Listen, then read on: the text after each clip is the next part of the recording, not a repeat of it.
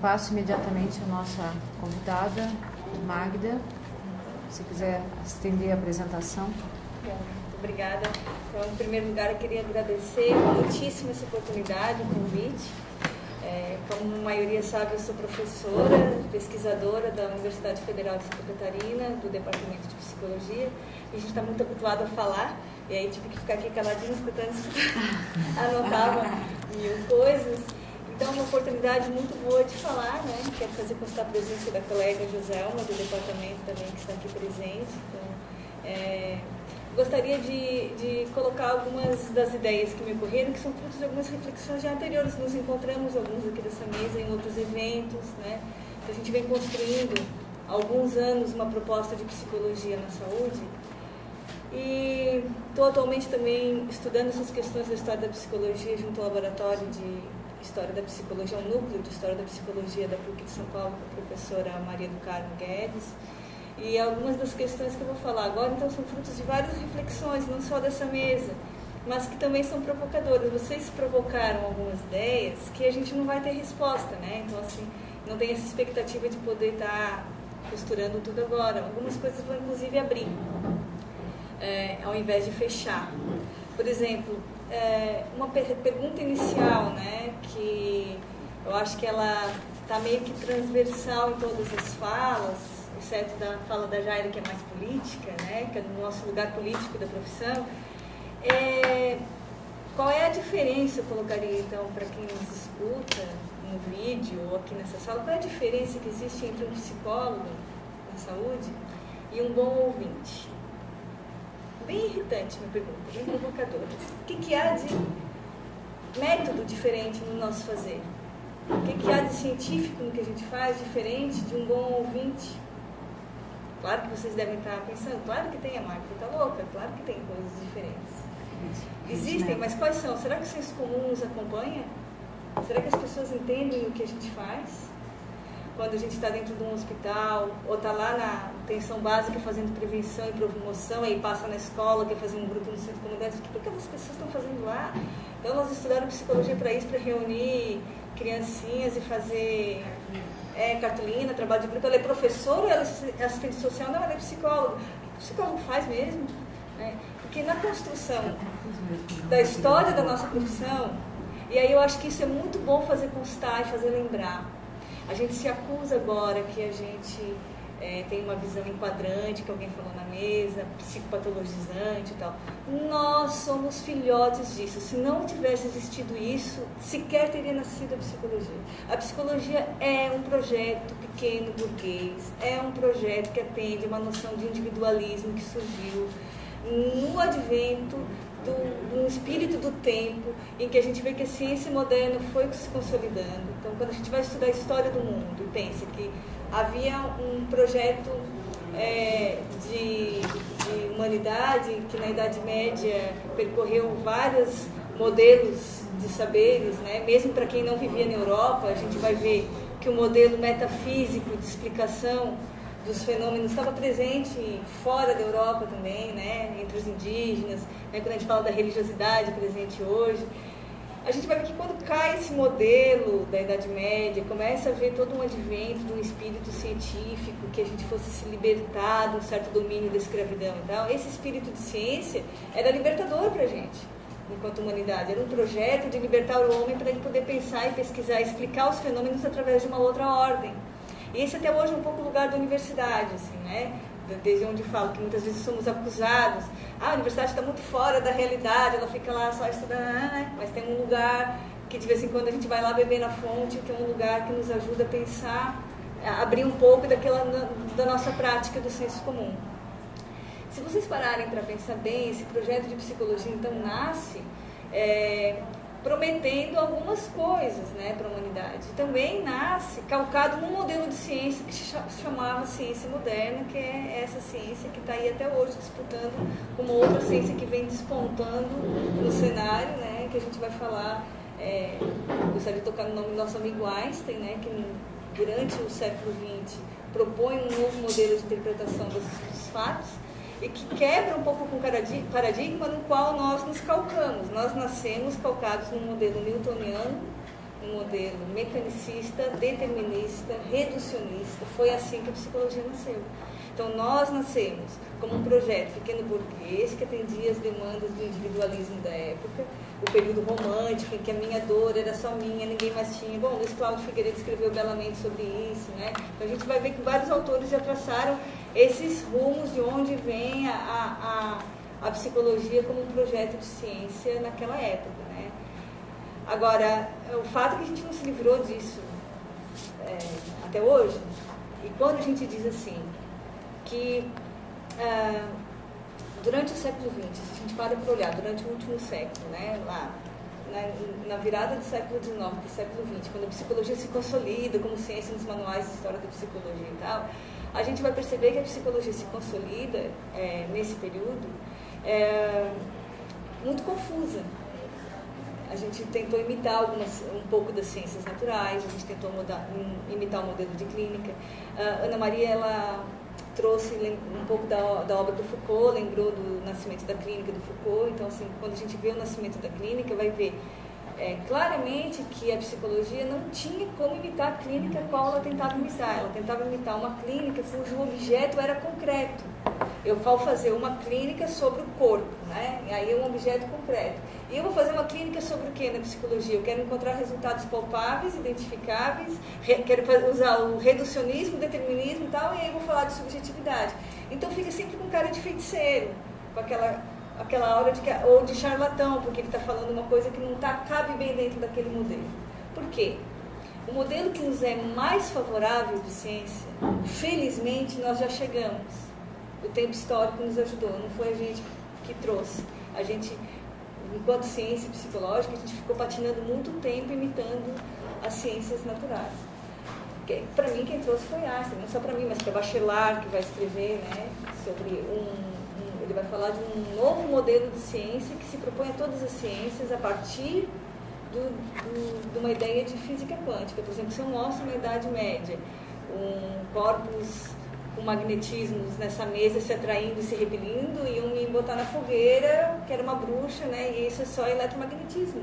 Então, a gente vai falar sobre ímãs e vai dizer, bom, agora eu consigo explicar que algo invisível promove o movimento entre os corpos. Algo que não é tocável, palpável, não consigo tocar nessa força propulsora. Bom, a eletricidade, aí quando vai se falar a essência do trabalho do Einstein, quando ele fala na teoria da relatividade, que nos afeta na psicologia, é a ideia de que outras variáveis são variáveis possíveis de se estudar, como, por exemplo, ele fala de contração, tempo e espaço.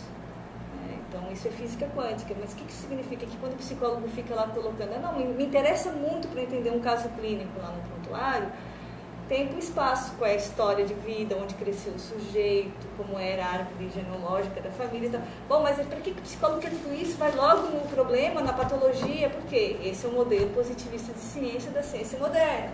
Era ali que a gente queria chegar, e disse, quanto mais positivista a gente fosse, mais respeitado a gente era. E aí, quando a ciência, de modo geral, vai se transformando, se aceita menos esse discurso positivista em vários lugares, mas não se incorpora como objeto da ciência. Daí a questão que foi trazida, então, será que a subjetividade ela pode ser colocada como projeto de trabalho num posto de saúde? Foi uma pergunta provocadora que a Ana colocou. Será que a subjetividade pode fazer parte desse projeto? Alguns profissionais vão dizer de jeito nenhum, não pode fazer parte desse projeto, porque não é ciência. E aí outros vão dizer, claro, só pode fazer. Se não fizer, não está fazendo ciência. Então eu estou perguntando para vocês, de que ciência estamos falando, em primeiro lugar? Porque se a gente não tivesse localizado em que ciência que nós estamos produzindo em psicologia, nós vamos estar meramente repetindo modelos ou nos enganando a si próprios, né? Porque aí a gente não está fazendo nada que seja diferente do que um colega que conversa com alguém, não precisa estudar para ir lá conversar com alguém que chora no posto de saúde, com alguém que está no hospital internado, se vai um religioso consolar um psicólogo. Qual é a diferença? A diferença é que nós nos propomos como ciência na profissão. Nosso grande diferencial entre um psicólogo e uma cartomante, porque são nossos maiores concorrentes no mercado, cartomantes, curandeiros, benzedeiros, porque eles prometem, eles ainda botam no cartaz, né? Só paga quando obtiver resultados. E psicólogo, A gente não pode a gente fazer promete um método científico, a gente não se atreve a dizer algo do qual a gente não tem um método em que nos ancorar. Então, acho que é uma primeira questão que o Conselho precisa se preocupar ultimamente com os psicólogos na saúde, com esse enorme exército de psicólogos na saúde, que a saúde virou nosso maior empregador, é que ciência é essa que nós estamos produzindo lá. Então, vejam, a universidade, ela durante muitos anos produziu um conhecimento que era considerado inválido para o mercado, foi acusado há muitos anos. Quando a psicologia entrou no SUS, a gente não tinha isso muito claro na profissão. A gente tinha o quê? Projetos voluntários de várias universidades no Brasil, que faziam projetos sociocomunitários e tal. Foi de lá que foi se buscar uma maneira de formar agora psicólogos diferentes, porque se a gente não guardar, não salvaguardar na discussão científica um lugar diferente para o psicólogo daquilo que o mercado impõe, a gente vai estar sempre se moldando aquilo que é a necessidade imediata. Então, se numa determinada época, Primeira Guerra Mundial, se queria soldados bem treinados e testes de QI, então a gente vai fazer isso a vida inteira. Se não houver um outro lugar fora do mercado onde vai se discutir a produção do conhecimento psicológico. Então, esse é um lugar precioso com o qual o Conselho tem que se preocupar, sim. Por exemplo, uma coisa que me preocupou muito nessa mesa de hoje. A gente teve quatro falas, das 4, 3 a gente se detém muito no SUS, percebem? A gente discute o SUS, pensa o SUS, ótimo, adoro o SUS, estamos lá, é o nosso lugar atual, contemporâneo de discutir as coisas, é o nosso fórum. Porém, a gente não tem só que fazer o que o gestor nos diz. Me preocupa muitíssimo isso a longo prazo na psicologia. Não sei se sobreviveremos como profissão a longo prazo, se a gente não salvaguardar um lugar, eu acho que esse é o lugar político do Conselho. Salvaguardar um lugar de embate com os gestores. Qual é o lugar? Tem muitos lugares onde o psicólogo não deve estar com determinados desenhos de saúde mental. A gente não tem que estar em todos os lugares, porque tem coisas que o psicólogo não deve fazer, porque não é da área psicológica, mas o gestor entende que tem, porque ele pode não entender, ele não é psicólogo. Quem tem que dizer para eles que isso o psicólogo não faz é o Conselho. O Conselho tem que dizer para o gestor isso, o psicólogo não faz, isso ele não pode fazer. Então, tem certas coisas, por exemplo, que a gente vai observar, já falei isso numa outra mesa sobre atenção básica, se discutiu territorialização, por exemplo, que o psicólogo muitas vezes é chamado para fazer o impossível, ele tem que ver gente quase se matando, cometendo tentativas de suicídio, voltando para casa e dizendo, não tem um outro lugar para ele atender, você volta aqui na semana que vem e conversa comigo. Não tem nenhum outro projeto intersetorial, eu não tenho um lugar 24 horas para mandar, eu não tenho... Por exemplo, quando se fala não tem 24 horas, mas também tem uma coisa muito grave que não tem. Média complexidade, não tem psicoterapia. Então, a gente como profissão, questionou durante muitos anos a psicologia clínica, entre aspas, tradicional, se chamava, psicopatologia clássica, o que quer que fosse, que se falava. Bom, aí é a psicoterapia, o lugar da psicoterapia, que a psicoterapia é um modelo de atenção de média complexidade, onde a pessoa vai durante algum tempo, um longo tempo. Este lugar continua reservado para classe média e classe alta. Não existe poder aquisitivo. Se você não tem poder aquisitivo para comprar uma psicoterapia, você não a terá. No SUS isso não existe. Então, como é que o gestor enxerga o psicólogo hoje? Ele enxerga o psicólogo como alguém que vai lá acolher na atenção básica, fazer uma escuta, para acalmar ainda, que alguém falou na mesa, calma um pouco. Um bom acompanhante no hospital, no ambiente hospitalar, porque ele é um personagem que não coloca em risco o trabalho do hospital, ele colabora também no sistema e também porque dá efeitos clínicos, de modo geral, uma escuta de curto tempo dentro do hospital e uma intervenção de curto prazo em UTIs dá um efeito que é visível para as equipes, né? Então, esse é um lugar que também não há problema, porque no hospital, de toda a rede SUS, o hospital é um lugar onde não há corresponsabilidade, o paciente é sempre do médico, né? Na média complexidade ainda há CAPS, né? Projeto terapêutico conjunto, na atenção básica há corresponsabilidade, mas no hospital o paciente só entra e só sai com a assinatura do médico. Então, esse personagem psicólogo lá dentro não tem muita discussão dentro desse âmbito que eu estou trazendo. Agora, quando a gente vai discutir a efetiva modificação, a intervenção clínica, o lugar da clínica na psicologia da saúde, nós não podemos perder de vista. Porque senão eu estou vendo concursos, por exemplo, que o Conselho poderia intervir. Concursos absurdos no país, em que 95% da prova é leis do SUS. Decora a lei 8080, decora SUS, vai tudo e vai para o concurso. O que o psicólogo que passou nesse concurso sabe de contato com o outro, de intervenção, de psicologia? O que é psicologia mesmo? É decorar a lei do SUS? Então, quem está nos colocando nesse lugar que nós estamos aceitando? É uma pergunta para esse momento histórico. Então, nós, como psicólogos, temos que saber o que fazer depois que entramos no concurso.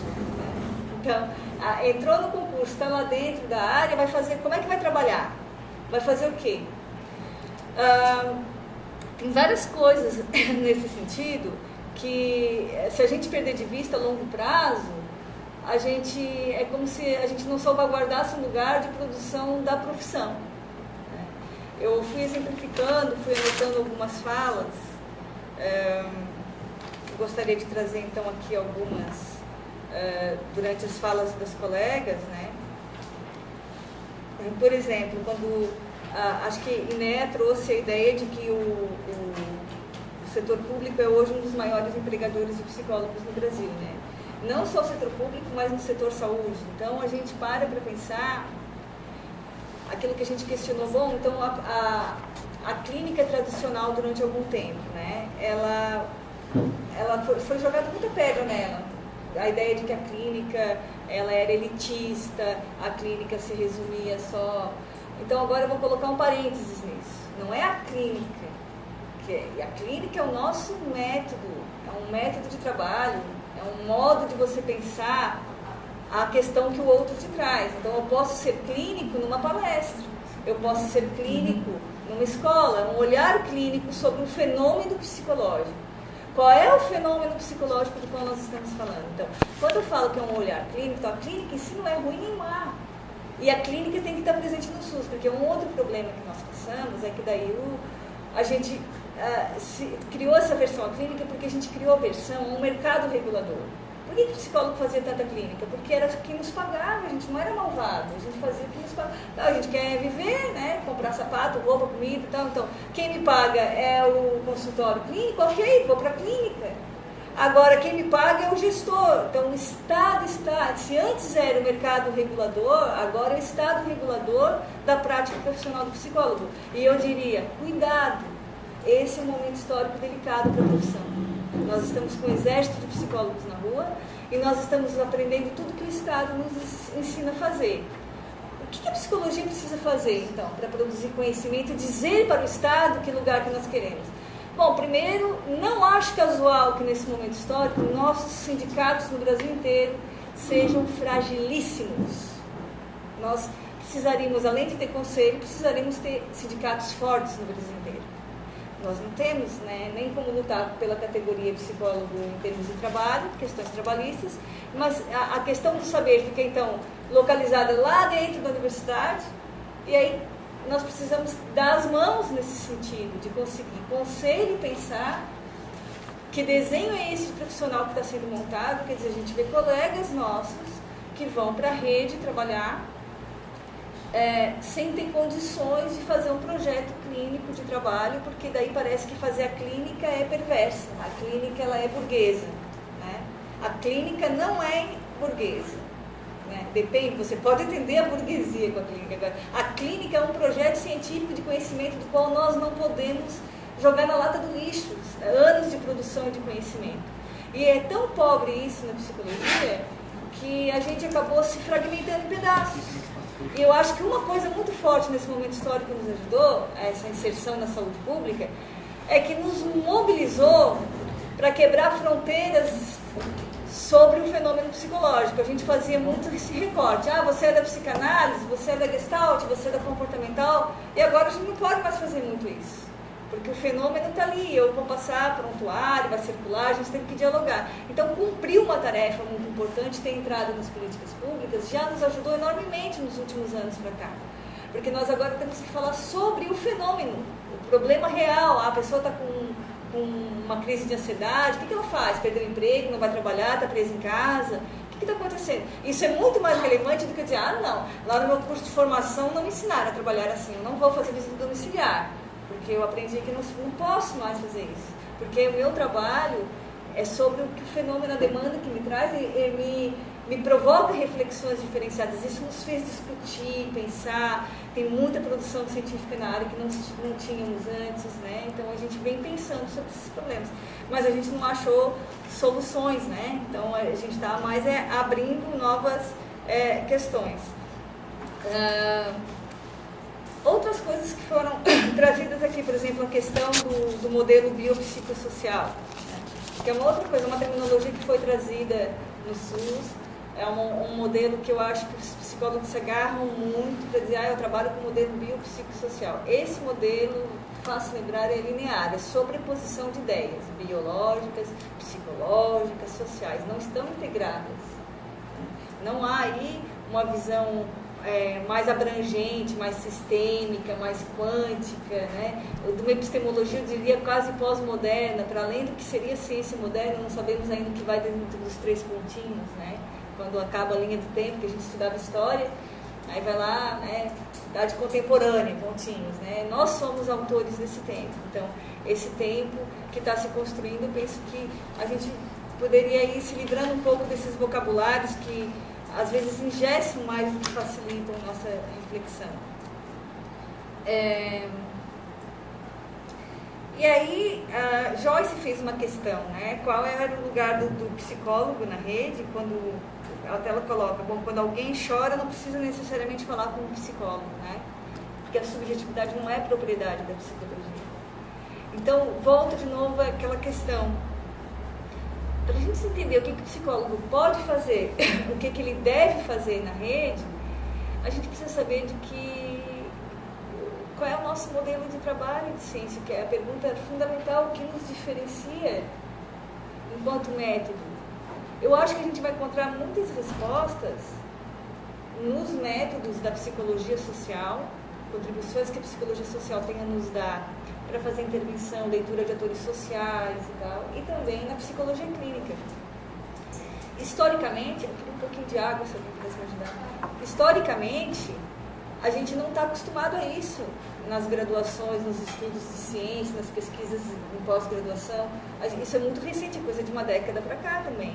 Pensar a psicologia social, o conhecimento da psicologia social junto com a psicologia clínica. Isso há alguns anos atrás eram áreas muito diferentes, e aí o psicólogo social era visto quase como um sociólogo, ele analisava fenômenos da sociedade, mas ele não intervinha, não propunha, né? Não se esperava pelo menos isso tão claramente dele. E hoje esse sujeito que está lá na saúde, espera-se que ele seja capaz de dialogar com os atores sociais, intervir em grupos, organizar a autogestão, questão do lixo e tal, e também intervir quando alguém está querendo cometer o suicídio. Ele é um superpotente, né? É o cara que entra e passa por um concurso no qual ele só decorou a Lei 8080. Então, esse é o cuidado que nós temos que ter agora. Como que a gente vai fazer tudo isso? Então, essa questão que ela coloca, qual o lugar do psicólogo, para mim é um lugar de intersecção entre a psicologia social e a psicologia clínica muito fortemente.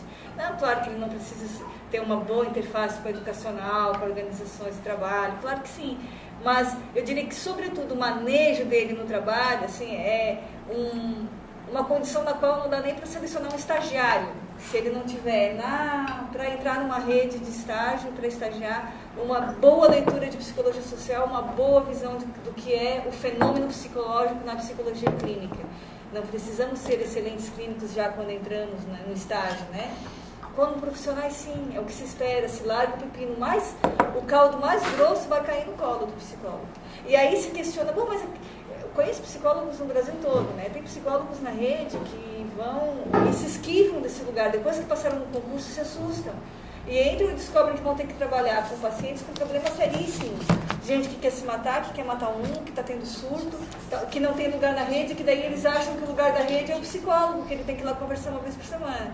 E esse psicólogo fica tão angustiado que ele adoece ou ele começa a fugir do trabalho, né? E aí ninguém mais enxerga ele procura logo um lugar burocrático na secretaria, porque não é suportável o tipo de trabalho que está se dando para o psicólogo no Brasil todo, não é suportável. Então eu queria separar um pouco. Falar de psicologia da saúde não é falar de SUS só.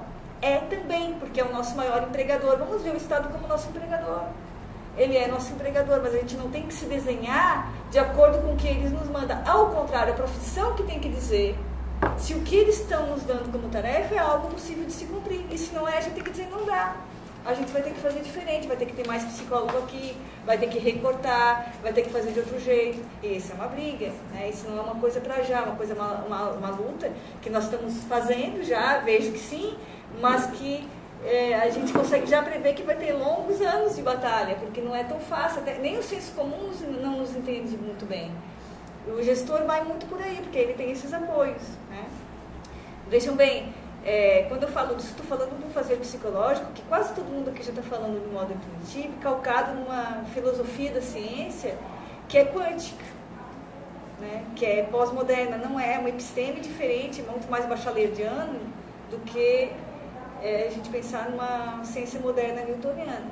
Quando a gente fala que a subjetividade pode estar dentro de um projeto terapêutico de alguém, só pode ser interessante pensar que ser autônomo, ser cidadão é parte do tratamento de um paciente do CAPS, se eu pensar que eu não estou falando numa ciência positivista, mas que eu estou falando de uma maneira abrangente, de um resultado que significa outras variáveis em jogo, né? Que não é ordem direta, causa e efeito. Então não é sobreposição de linearidades. E aí a gente tem que saber explicar isso muito bem do ponto de vista da nossa linguagem psicológica, para quem nos contrata e também para os familiares, para o paciente, para identificar onde reside essas melhores. Então, o paradigma de clínica também mudou nos últimos anos, tanto é que para mim é quase impossível alguém entender mesmo de clínica fazendo uma leitura exclusiva de uma teoria. Quanto mais você conhece, de que lugar você consegue até falar com o teu colega na rede, né? Entender por que ele fez de outro jeito. Então, a gente tem que se provocar mutuamente a reflexão e não se acomodar num lugar de prática que foi nos confortável durante alguns anos, mas que não dá mais, né? Então, era essa minha contribuição mais nesse sentido, não sei se colabora ou se piora, né? É mais tarefa para o conselho, pensando que é um lugar, e que às vezes também eles nos seduzem, porque é um lugar de poder, né? O conselho é um órgão, uma entidade, aí vai lá conversar, né? Eles seduzem muito a profissão com esse lugar de que vocês estão sendo respeitados, tem muito psicólogo no país. Eu recebi agora na rede uma abaixo-assinado, porque contrataram numa cidade de Santa Catarina, o psicólogo parece que ele ganha R$ 1.200 para trabalhar cerca de 40 horas por semana, numa Secretaria Municipal de Saúde, atendendo a população, só pepino. Ele não, olha, se ele for pagar a psicoterapia dele particular, porque ele vai precisar, vai gastar uns 400 por baixo. Aí ele sobrou quanto para ele? Não é valorizado o conhecimento no país, mas nem sequer a responsabilidade técnica, porque a gente já sabe que a ciência não é valorizada, estudar não tem esse retorno todo, né? Mas não é só por dinheiro, mas é um problema seríssimo, isso não pode acontecer. Isso já é uma questão de sindicato, né? Não é nem de disfunção, é uma questão sindical. A gente nem tem sindicato quando pudesse falar grosso e dizer qual é o nosso piso. Agora parece bom, mas a Magda está falando de dinheiro e de mercado. Estou falando de dinheiro e de mercado, porque não tem como estudar, como comer, como viajar, como ir para congresso, como pensar, voltar e produzir. As pessoas têm que ter, isso é uma valorização da profissão. Então alguém fez essa pergunta aqui na mesa que foi bem provocadora também. Estamos entrando na rede, né? Mas como? De que modo que nós estamos entrando no SUS? Vale a pena entrar com um exército de psicólogos desse modo, fazendo às vezes desvio da função do que seria a prática psicológica e ganhando tão mal? Isso quer dizer o quê? Numa sociedade capitalista, em que me dizem quanto que está valendo o show através do dinheiro, se me dão isso, estão me dizendo que não é necessário saúde mental, mas de todo jeito eu quero um empreguinho, é isso que a gente quer? Então, tem coisas que a gente tem que pensar, reformatar e trabalhar melhor, algumas ideias que estão indo assim a toque de caixa. A gente tem que, acho bem legal esse momento de parar para pensar, que é um momento histórico importante para o que vai seguir nos próximos anos da psicologia no país. Assim. Agradeço, então, não sei se a gente já abre aqui, abre para as antenas. Queria dizer que a Magda foi convidada para vir aqui colocar fogo no debate. Eu acho que ela conseguiu. Fez a tarefa dela. Obrigada, Magda. Né? Então, assim, perto das 4h30, a gente vai seguir esse debate até perto das 5h15, tem um coffee break colocado lá, mas nós não faremos parada. Se alguém tiver com fome, sai direitinho ali, vai lá, para a gente poder continuar a filmagem, tá ok? Eu queria lembrar que quem está assistindo, a gente chegou, eu não tive nenhuma atualização, mas chegamos a 18 pontos de acesso, às vezes com um grupo de psicólogos, 19 agora, às vezes com um grupo de psicólogos. 9 mil psicólogos no estado de Santa Catarina? Isso, divulgado, enfim. Agora vamos para um debate importante, né? 9 mil psicólogos, olha só o quanto a gente precisa se mexer, né? E aí, já chegaram aqui, eu quero lembrar que quem quiser enviar questionamento, mais uma vez é comunicacão@crpsc.org.br. E aí tem aqui alguns encaminhamentos dentro do eixo saúde, além de nós 4 aqui compondo esse eixo, a gente tem a Aline, que é conselheira também, que está aqui na plenária organizando encaminhamentos, né? A Aline Bernardi, lá de Lages, que está aqui com a gente. E aí eu já tenho alguns questionamentos, assim, pensamos um pouco na estruturação desse debate, assim, vocês podem fazer questionamentos, né? Pensamos em questionamentos, um conselheiro, pelo menos um dos conselheiros debate, e a Magda pode entrar junto sempre que quiser também, uma vez que você veio aqui para isso. Pode ser? Eu posso dar prioridade para quem enviou questões via rede, pode ser? E na sequência vocês entram? Pode ser assim?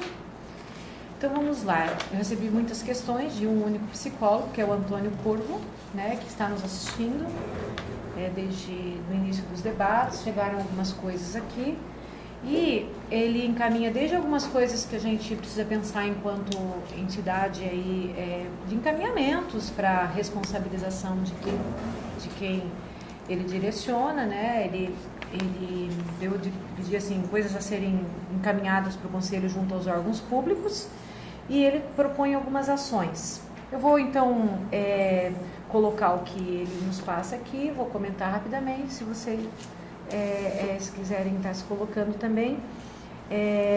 Ele faz algumas coisas em termos de denúncias mesmo, de organização dos serviços aí ao longo do estado.